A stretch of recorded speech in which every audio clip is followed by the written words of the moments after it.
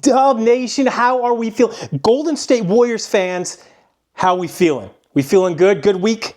We're almost, let's see, in the NBA playoffs, we have the Oklahoma City Thunder coming out of the West, and we are waiting to see who comes out of the East. But you know what? I think that we're all waiting to see what type of moves and what the Warriors will do in the offseason. And I'm here to talk about that. Let's get some news and notes, Golden State Warriors style. Let's start it off. The Jonathan Kuminga Conundrum. The JK Conundrum. Anthony Slater has reported that the Warriors are somewhat split on what to do with Kuminga. He's a restricted free agent this offseason, right? Many sources are saying that that ownership, that Joe Lacob absolutely loves him, that Joe Lacob deems him to have future all-star potential, right? And it is Joe Lacob's team, and it is Joe Lacob's money, so what Slater is essentially saying is that it would be the more measured and prudent way, because a sign and trade would be difficult with Kuminga, is that we could be looking at the Warriors re-signing Kuminga, keeping him, and then maybe seeing what happens in December at the trade, or come February at the trade deadline, but possibly just keeping him. And it's just, so that would be very interesting. So Joe Lacob, it looks like he wants to keep him, while it looks like everybody else on the roster, including coaches, want Jonathan Kuminga gone. In an interview, although Coach Steve Kerr compared Kuminga to Shawn Marion's potential, I don't see that, by the way. I don't see the rebounding or defense at all, and I'm positive about that. That's a fact. Marion averaged 12 rebounds one season. Jonathan Kuminga will never average 12 rebounds in a season, period. So Steve Kerr also said that he couldn't think of lineups. He wasn't able to get Jonathan Kuminga on the floor in competitive situations because he just doesn't fit. He's a ball stopper in a ball flowing offense. He's an isolation player in a free flowing offense, and that's okay. So it's going to be such an interesting summer. But here's the good news. Here's the good news. I actually worked out a way. I'm the analyst, right? I've figured out a way that the Warriors can treat Kuminga, okay, that will allow him to stay with the squad and also will allow the squad to be competitive. Because that's the whole thing.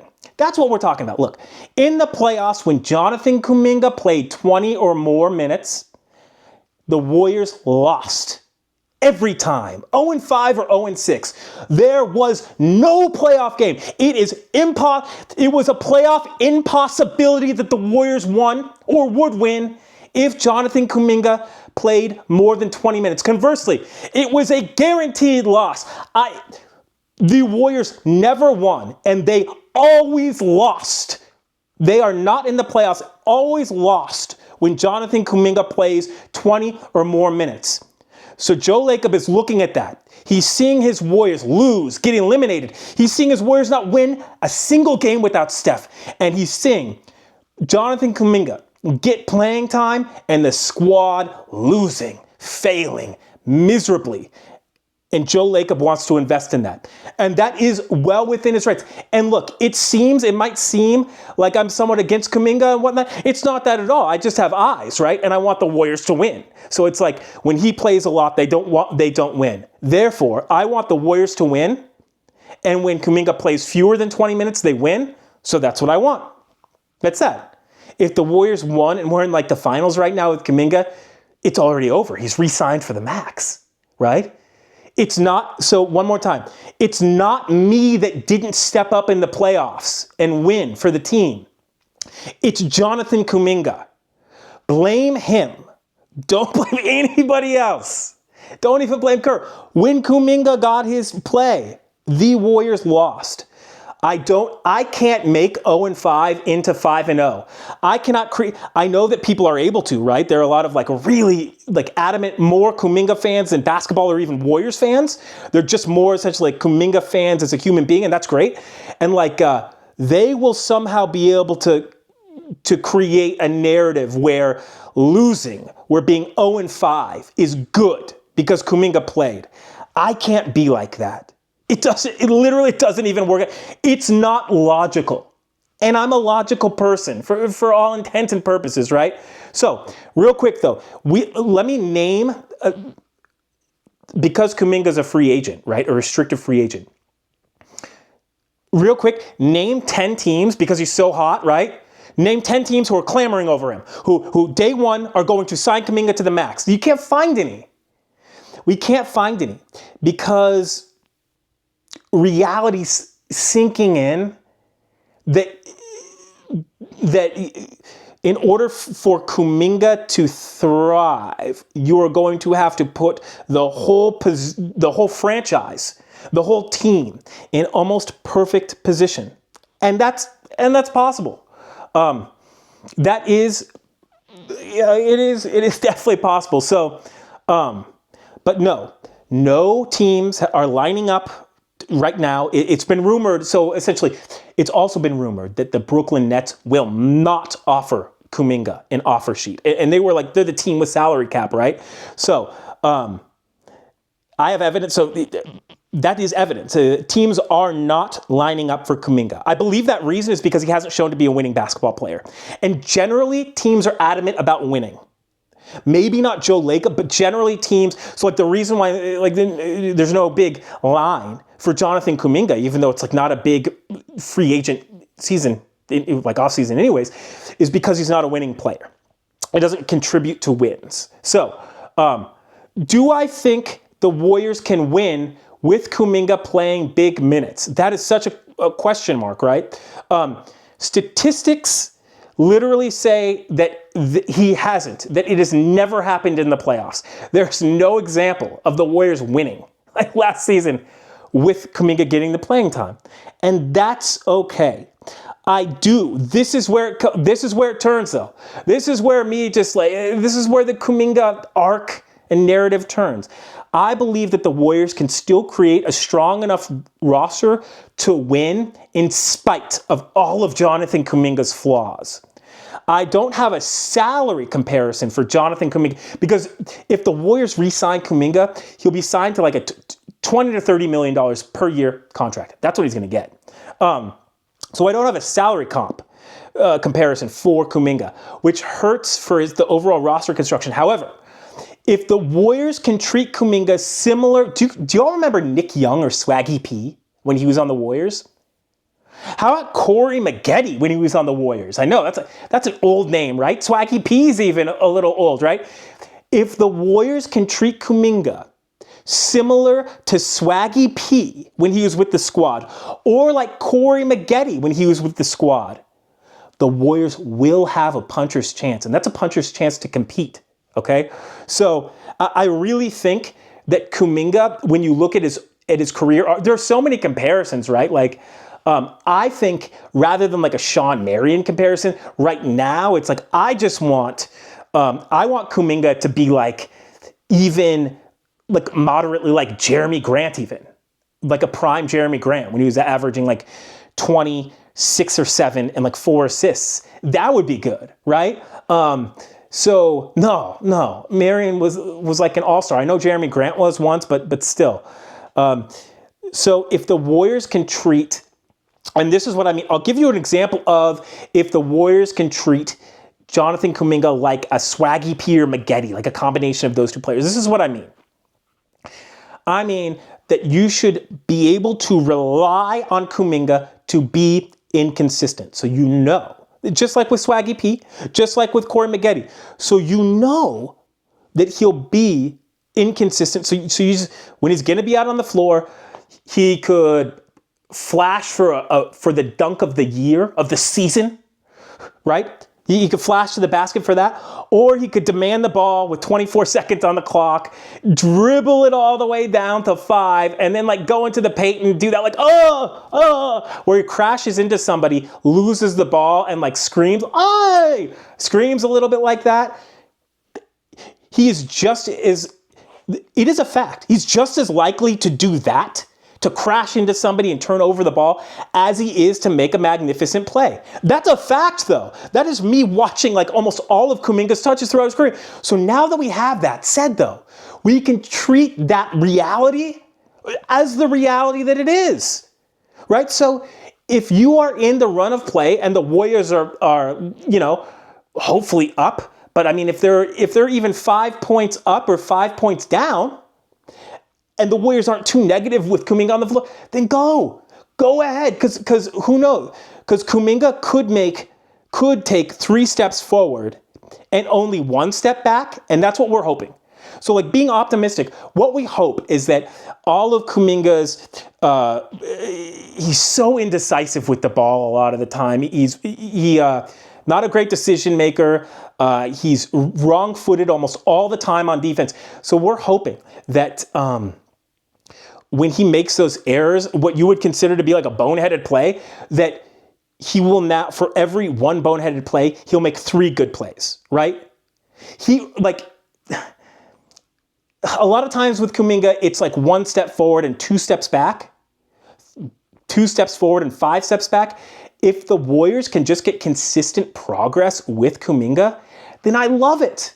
Because Kuminga does have potential, but like he's nothing special right now. And I'll tell you what, if he was something special right now, he would have shown in the playoffs and people would have said, this is an incredibly special player. The Warriors should keep him at all costs. And honestly, I don't know how they're going to keep him because the market is so competitive for him because he's one of the better players. None of that's happening. None of that's happening. The narrative is out at the door.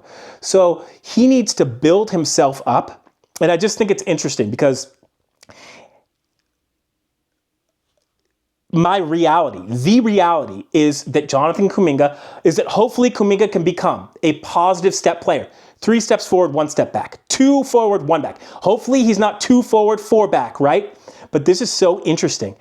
Anthony Slater, in that, I believe, also said that Jonathan Kuminga views himself as an absolute all-star player essentially right now. He's an all-star level player. And he was, okay, so listen to this.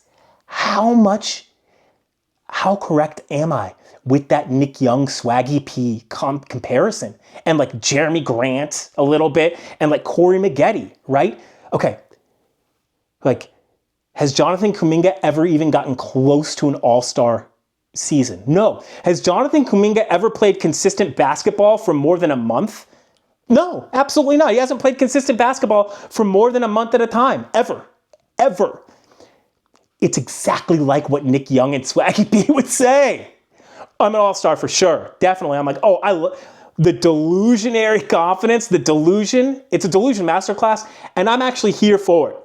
Because and this is what I'm saying, it's possible that Jonathan Kuminga could become an all-star. So what the Warriors need to do is, because those steps are going to not be as fast as we all want, because like, look, it's been 4 seasons and I would contend that he's regressed, right? But no, if we're still on this train, on this Jonathan Kuminga train and stuff like that, then fine. Put him at like the 8th spot in the rotation, even though he says he's, an all-star and whatnot, which sucks, right? I know that he's not going to like that, but really baby him into the game. And a lot of people are like, no, the Warriors need to like flood all the minutes, give him all the minutes. He needs to grow and he needs minutes to grow.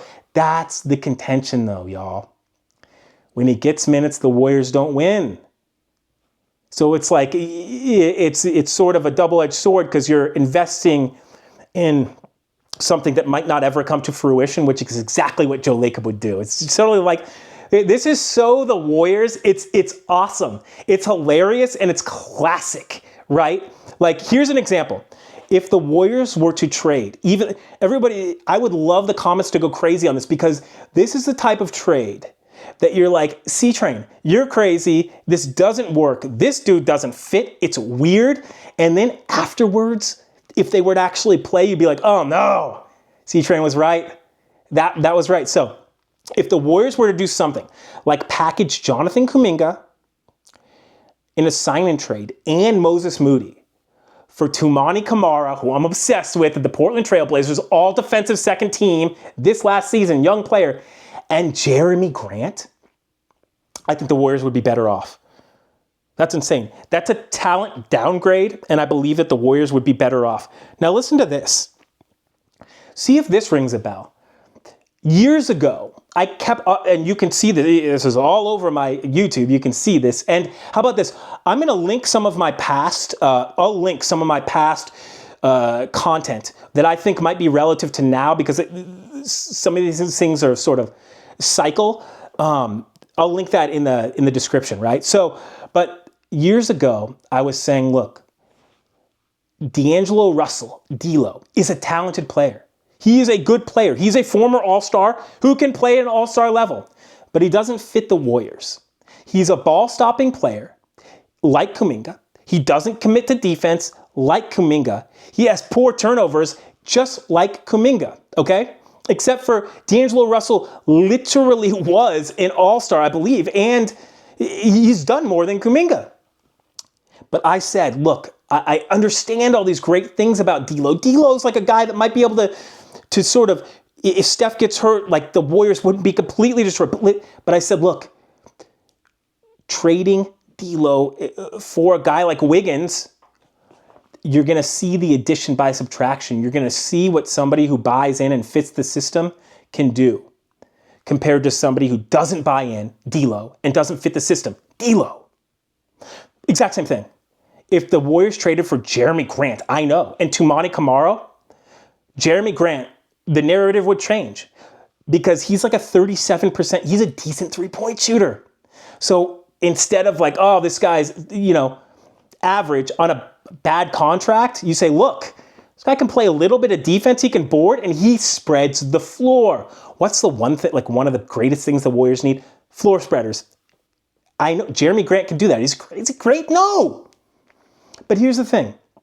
Jeremy Grant, in an essential off year, we were sort of injured, in a marginal year, still had darn near just as good, if not better, stats than Kuminga. Y'all, we're not, I get the love for our own, and I get that, but like, the thing is like, when they traded D'Angelo Russell and Wiggins came in, you could immediately see it. Things immediately, it's because because getting players that fit and buy in on defense is above all, in my opinion, is above all. And shooting. You love shooting, you would take size. But what I'm saying is that like, just Moody for Kuminga. And I think that the Blazers would do that straight up. Moody, Kuminga, Grant, Camara.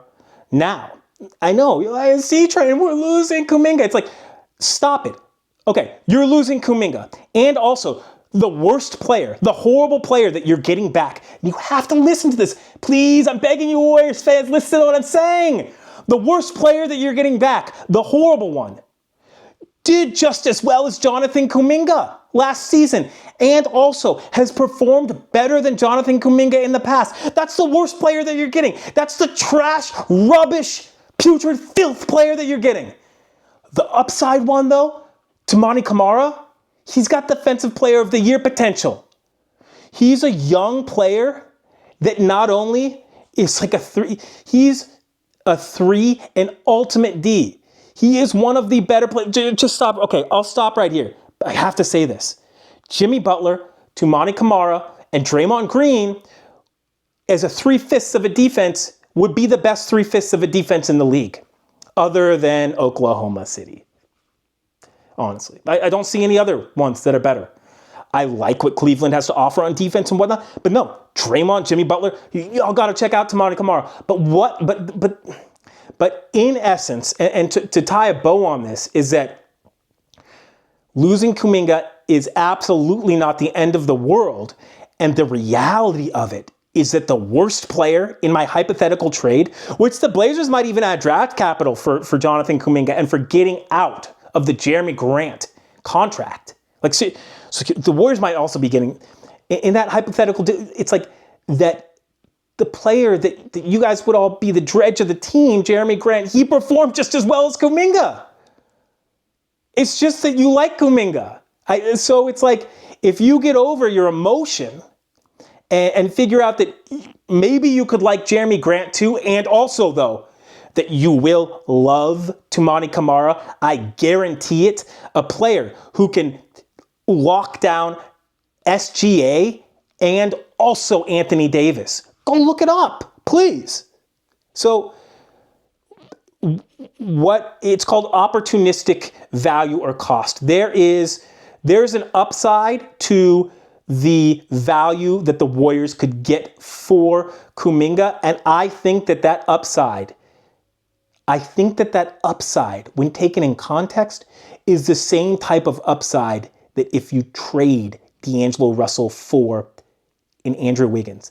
With that said, the Warriors are well within their rights to re-sign Kuminga, and if that happens, just expect, look, remember when Draymond Green this last season was like, I'm taking a step back, Jonathan Kuminga starts, and he didn't mesh well, Kuminga wasn't a good starter?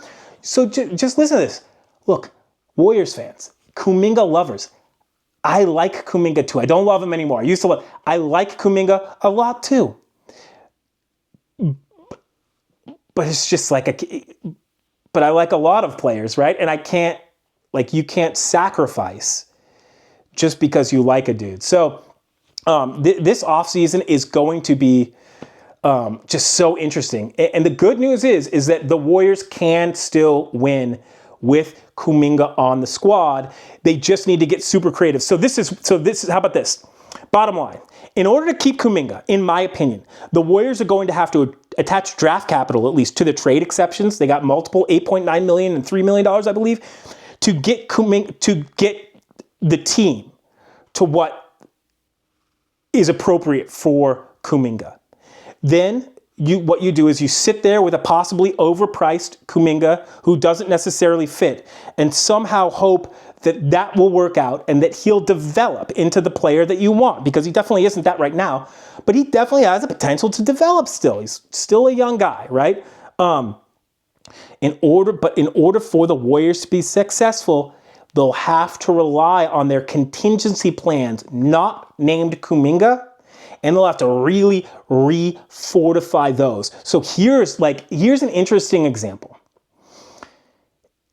A player like Guy Santos and Moses Moody may have to go if Kuminga stays, because the Warriors may have to attach those guys to draft capital to get a player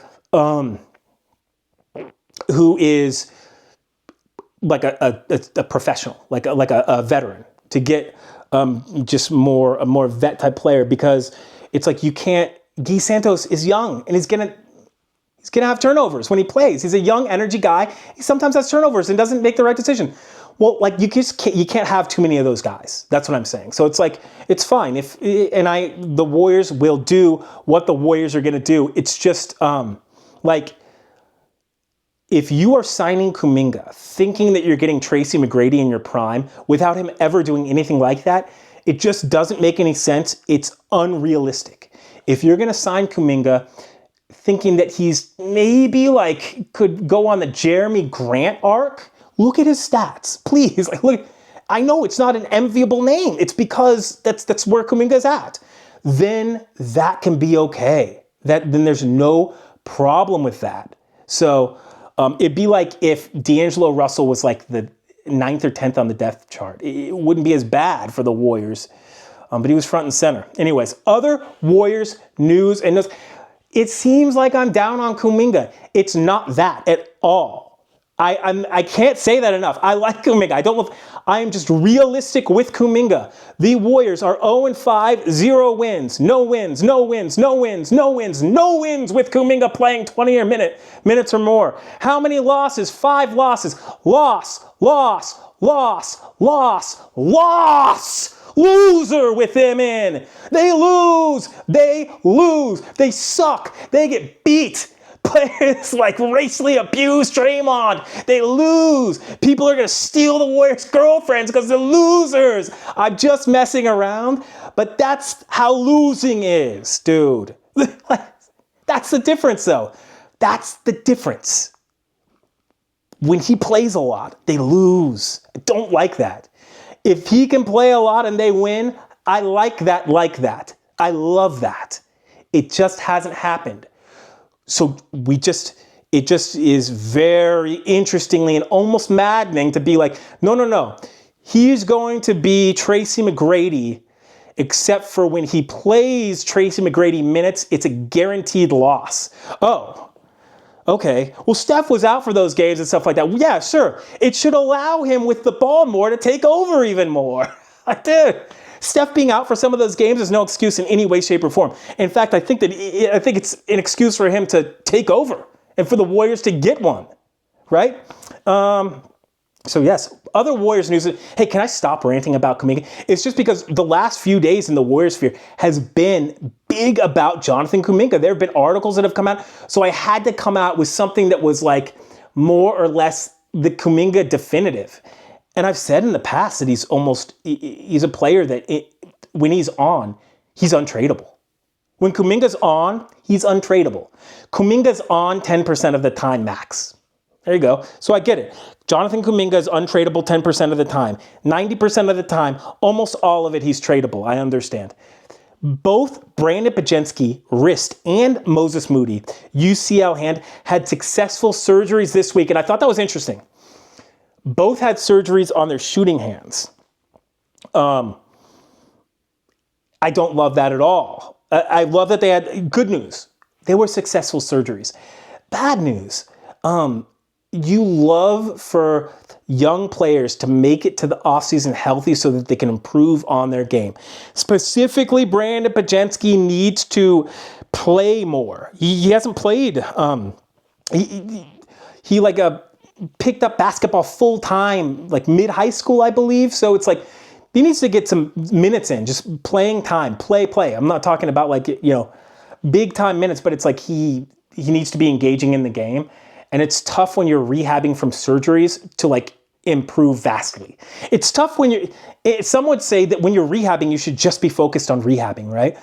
So just here's to a healthy recovery, a speedy, but just a healthy recovery. Don't come back too soon, or it's a long off season. That's some news. It stinks, but that's the way. That's what happens when you get into the playoffs. Everything's super competitive, long season, right? It's too early to evaluate. By the way, it's like I just went off on a Kuminga tangent. It's too early to evaluate the Warriors on anything. Haven't made a move. The offseason hasn't even started. So, Dub Nation, we will all have to be patient to see how everything works out. But look, here's the good news. Warriors have Steph on the team. Also got Jimmy and Dre, and so it's like they are in good position sort of at the top. And I think that Warriors fans can be confident, especially the way that the Warriors played post Jimmy Butler trade. So, wait and see game. I think that maybe y'all might think that I was too hard on Kuminga. I'm realistic. I'm fully realistic with Kuminga. It is what I see. The stats reflect that. And I will not lie to myself, okay, about what Kuminga is right now. I can't do that. I'm a sports analyst, right? I got to analyze. So, we're gonna have of course. So number one, of course, like, subscribe, do all the good stuff. Thank you so much for watching. Let's take care of a little business. So, I'm gonna start to put some videos that I think, some Warriors related videos that I sort of think relate to the topic at hand, and I'll put them in the description. So please, for more Dubs content, click on some of those videos. I think that they might put you in the right direction, right? So those will be in the description. Just comment. If you want to see, I'm going to start to do some more breakdowns, like maybe some breaking it down with C-Train. So I will be breaking down hopefully a couple players, maybe a player review. Who is one Warrior who you want me to hear, you want to see me do like a player review of last season and maybe a grade? Is there any player who you want me specifically to sort of review how they did? Just an overall grade. Who is that? Write that below in the comments. And heck yeah, of course, for your Golden State Warriors content, like, subscribe, follow, and I'll see you next time at C-Train Station. Thanks again. Have a good one.